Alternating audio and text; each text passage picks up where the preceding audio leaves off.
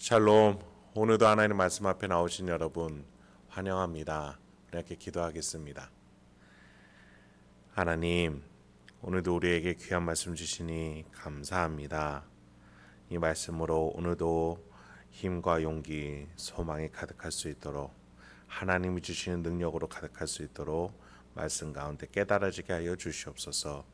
예수님의 이름으로 기도했습니다. 아멘. 오늘 함께 살펴볼 말씀 출애굽기 17장 8절에서 16절. 출애굽기 17장 8절에서 16절까지 함께 살펴보도록 하겠습니다. 하나님의 장자 나라가 되기 위해서 훈련받고 있는 이스라엘이에요. 바로의 추격, 목마름, 굶주림, 하나님에 대한 의심까지, 그 속에서 하나님은 항상 변함없는 주인이요 또 보호자 되심을 이스라엘에게 가르쳐 주셨고, 이스라엘은 그곳에서 하나하나 배워 나갔습니다. 네, 복음입니다. 10가지 재앙을 통해서 바로와 애굽에게 심판하시는 전능하신 하나님으로서의 그 복음을 간접적으로 드러내셨다면, 하나님에게 선택받은 또 하나님을 따라가는 이스라엘에게는 놀라운 긍정적인 하나님의 성취하시는 복되신 하나님이심을 드러내고 계신 것이죠. 자, 이제 이스라엘의 장자 나라로서 이제 전쟁을 맞이하게 됩니다. 8절 한번 보시죠.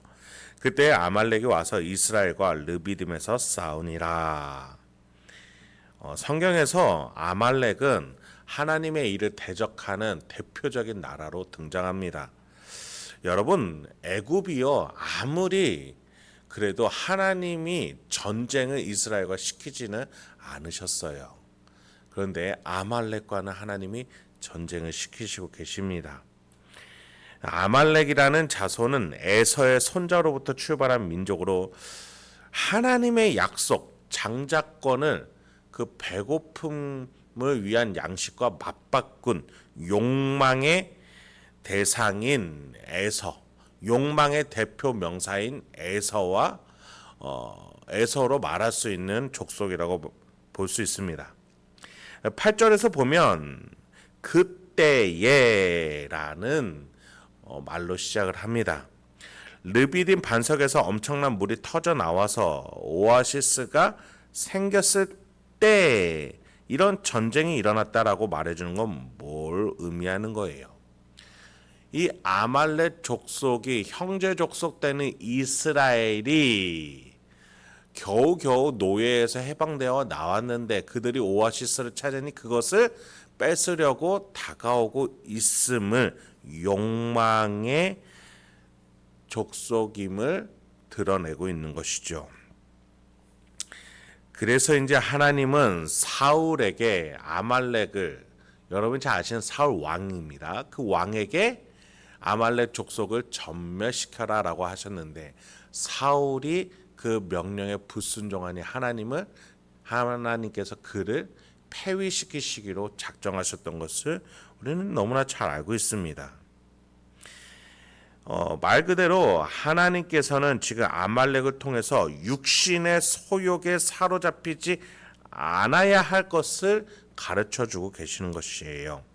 아말렉과의 전쟁이라는 것은 하나님의 장자 나라로서 과연 육체의 소욕을 상대할 수 있겠느냐라는 훈련 과정이다라고 볼 수 있는 것이죠.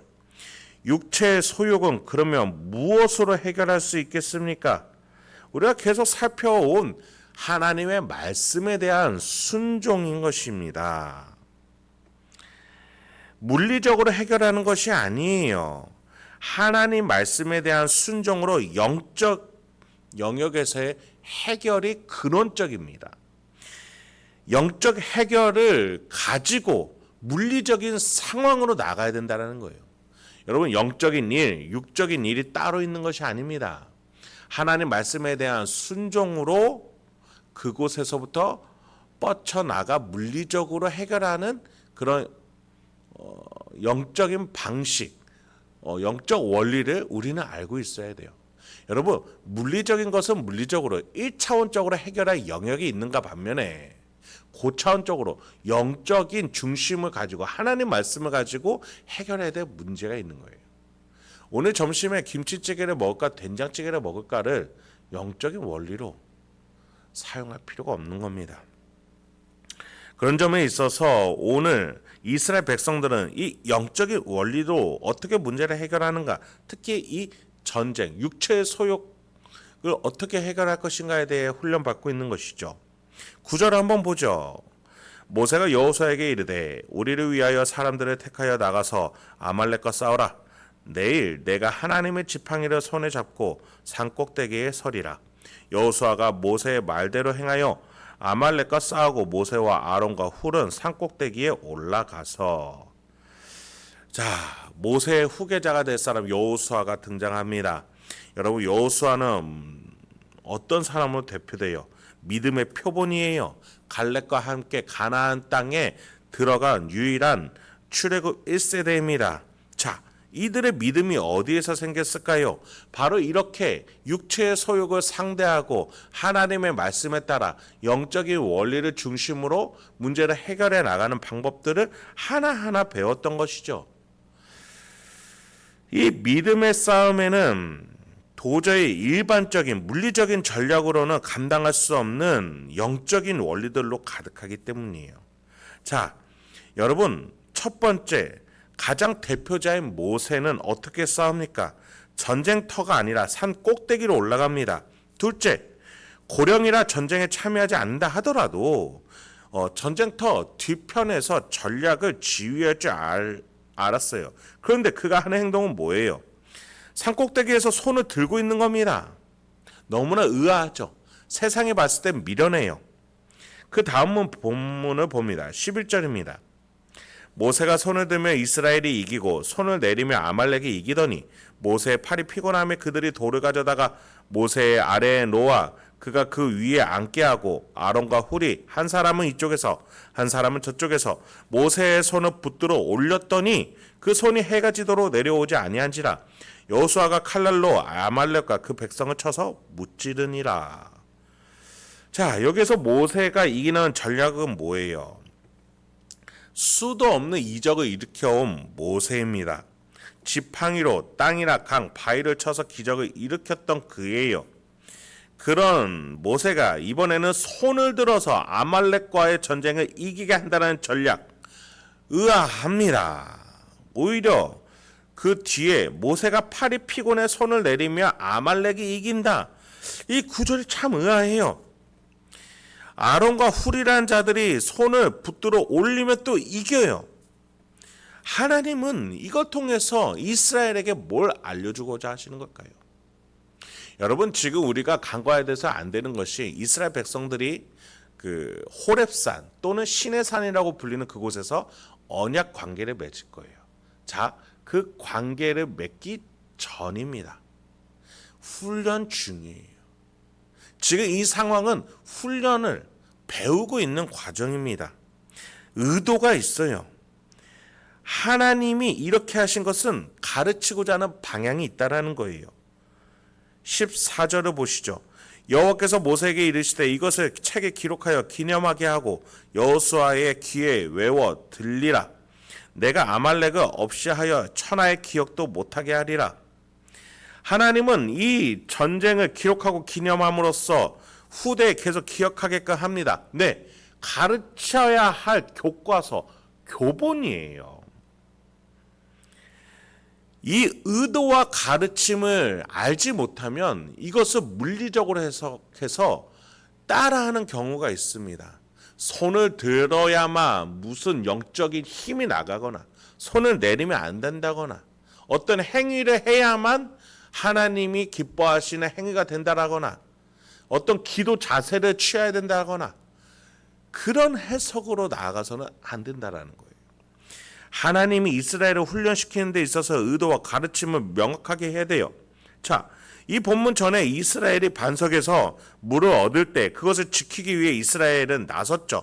아말렉은 그것을 뺏으려는 소욕, 육체의 소욕을 따르는 자들이에요.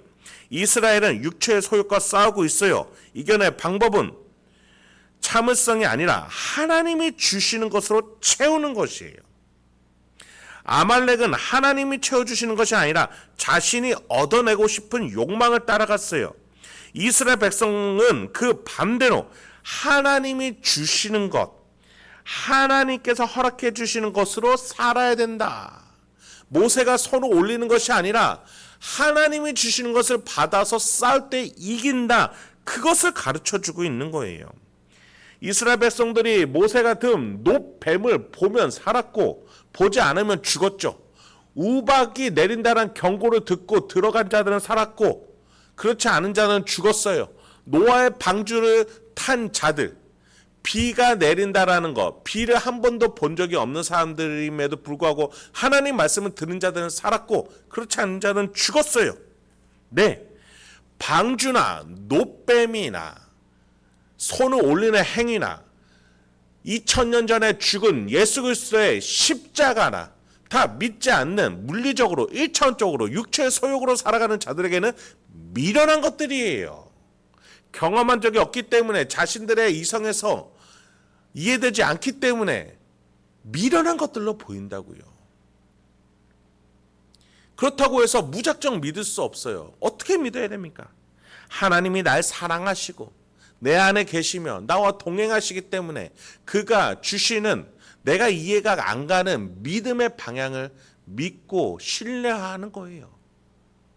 막연하게 믿는 게 아니라 내 안에서 살아계시고 나와 함께 하신 과거로부터 지금까지 일관성 있게 역사해오신 하나님, 나를 창조해서 지금까지 이끌어오신 하나님 때문에 기억하면서 그 하나님과 나가는 거예요. 이러한 믿음의 일련의 과정, 일관성 없이는 단순하게 믿을 수가 없죠. 이스라엘 백성들은 지금 훈련 과정이에요. 실수에도 보호해주고 계세요. 그런 점에 있어서 이스라엘은 하나님이 주시는 것으로 이 전쟁에 참여해야 이길 수 있다는 걸 손을 든 모세를 바라보며 위에서 못 박히신 예수 그리스도를 바라보며 구원을 얻듯이 모세를 바라본 것이죠.